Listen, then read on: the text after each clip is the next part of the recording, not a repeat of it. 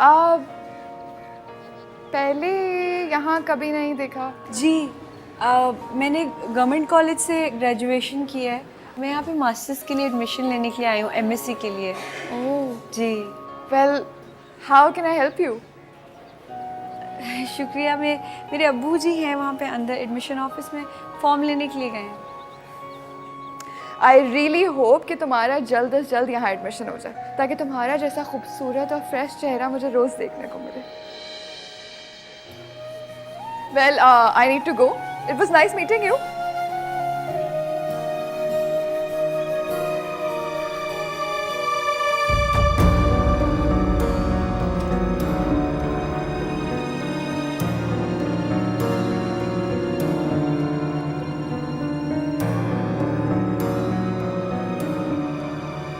बेटा चलो जी जी। चलो।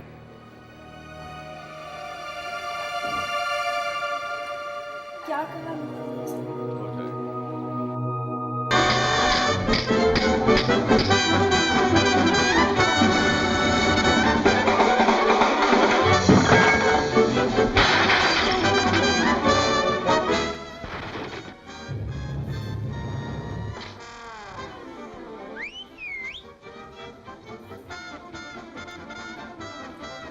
मोहिनी, मोहिनी,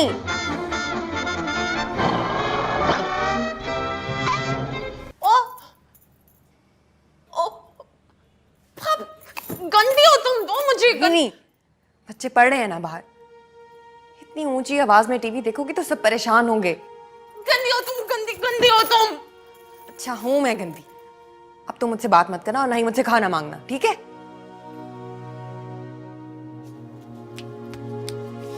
मोहिनी,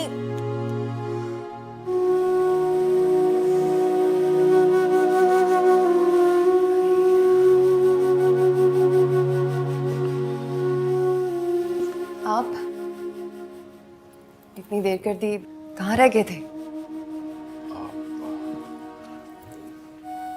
खाना खा लिया तुमने? नहीं, आप ही का इंतजार कर रही थी। कितनी दफा कहा है मेरा इंतजार मत किया करो, खा लिया करो खाना। अकेले कहाँ खाने को दिल करता है मेरा। आप साथ होते हैं तो थोड़ा बहुत खा लेती हूँ। अच्छा वो मेरी रिपोर्ट्स मिलनी थी ना आज, क्या कहा डॉक्टर ने?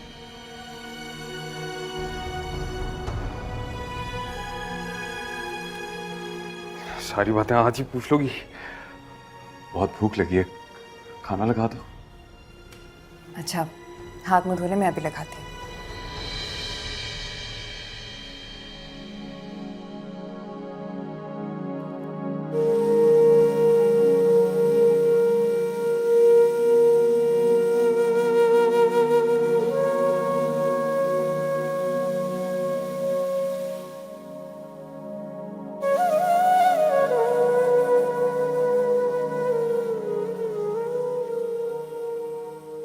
भैया भैया भाभी को डांटो, वो मेरे से लड़ाई करती है, मुझे डांटती है। भाभी बहुत अच्छी हैं, भाभी बहुत प्यार करती हैं तुमसे। नहीं अच्छी नहीं है वो, मुझे भूख भी लगी हुई है, खाना भी नहीं देती है मुझे, मुझे डांटती भी है। अच्छा चलो ठीक है, अभी तुम और मैं इकट्ठे खाना खाते हैं, ठीक है? ठीक है। चलो जाकर हाथ धो कर। हाथ तो साफ है। एक दफा और धो लो। फिर खाना खाना खाना खाना खाना खाना खाना।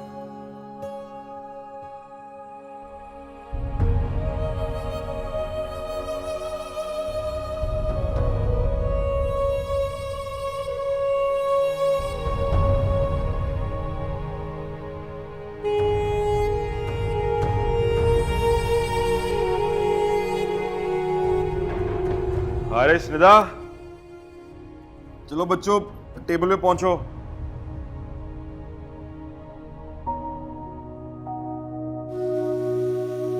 अस्सलाम वालेकुम बाबा। अस्सलाम वालेकुम बाबा। वालेकुम सलाम, वालेकुम सलाम। हाथ धोए में? जी। चलो आजो बैठो। मुझे कुछ हो गया तो इस घर का क्या बनेगा? कौन संभालेगा सबको? इस्माइल, मेरे बच्चे और वो पगली मोहिनी। इस्माइल, इस्माइल, इस्माइल। जी गीती।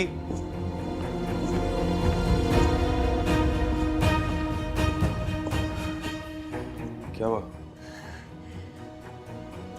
दर्द हो रहा है।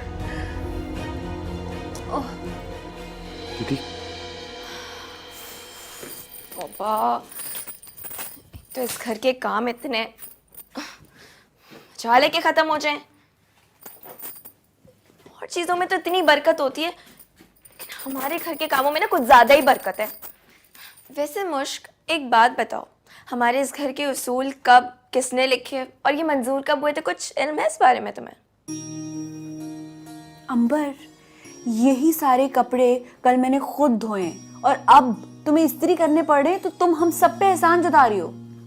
अरे बाबा, मैं कोई एहसान नहीं जता रही हूँ, बस एक छोटा मासूम सा एहतजाज ही रिकॉर्ड करवा रही हूँ।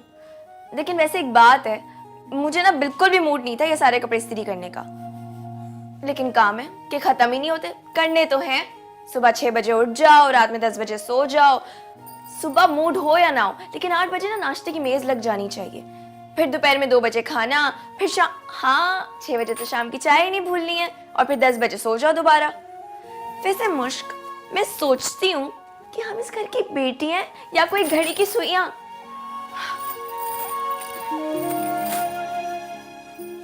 मुश्क, हाँ, मैंने इतनी लंबी चौड़ी बातें कर दी हैं, और एक तुम हो कि अपनी सोचों में ही गुम हो। अंबर, कॉलेज की फीस बहुत ज्यादा है। अबूजी सुनकर तो बिल्कुल खामोश हो गए थे। मुझे लगता है मैंने उन्हें बहुत परेशान कर दिया। तो ना पढ़ो इस महंगे कॉलेज में, किसी और कॉलेज में एडमिशन ले लेना। अंबर, मैं कभी भी किसी अच्छे इंस्टीट्यूट से नहीं पढ़ी। बड़ी ख्वाहिश थी मेरी कि इस यूनिवर्सिटी से पढूं, लेकिन फीस का सुन के तो अब्बूजी का चेहरा ऐसे मुरझा गया। मैंने तो अपना इरादा ऑलमोस्ट कैंसिल ही कर दिया। क्या कर सकते हैं?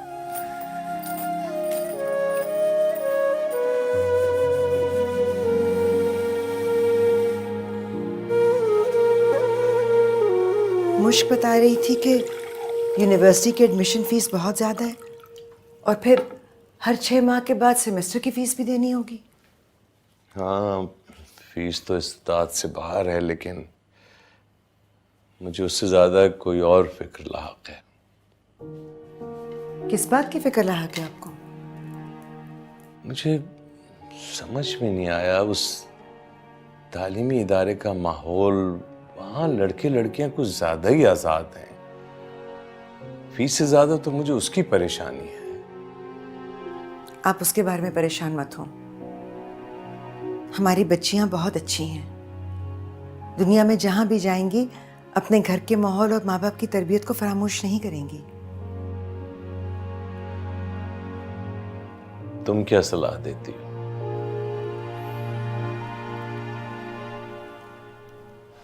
सच बताओ इफ्तिखार साहब, मैं चाहती हूँ कि मेरी बेटियां खुद एतमाद हों, दुनिया में जहां भी जाएं अपने आप को संभाल सकें, समझदार हों, पढ़ी लिखी हों, चालाक ना हों, मगर दुनिया की चालाकियां समझने के काबिल तो हों। मैंने ज्यादा दुनिया नहीं देखी, इसलिए लोगों से मिलते हुए थोड़ा कतराती हूँ। चाहती हूँ कि मेरी बच्चियां ऐसी ना हों, वो पुरएतमाद हों।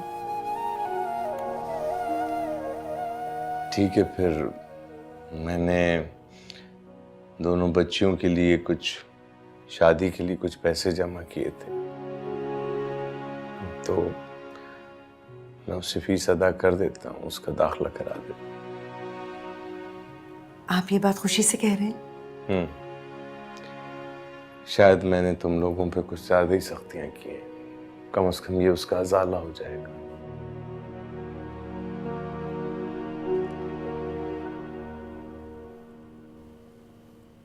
इफ्तिखार साहब, जो पैसे आपने जमा किए हैं वो आप अपने पास ही रखिए। मेरे पास भी कुछ रकम जमा है, मुश्क की फीस का बंदोबस्त हो जाएगा। मगर तुम्हें तो हमेशा मैंने हस्बे जरूरत ही पैसे दिए हैं, ये तुम्हारे पास कहाँ से जमा हो गए? औरत अपनी ज़रूरियात कम करके कुछ ना कुछ बचा ही लेती है ऐसे मौक़ों के लिए। अच्छा, इस तरह मेरी मुश्किल कुछ कम हो जाएगी। आप सो जाइए, 10 बज गए हैं।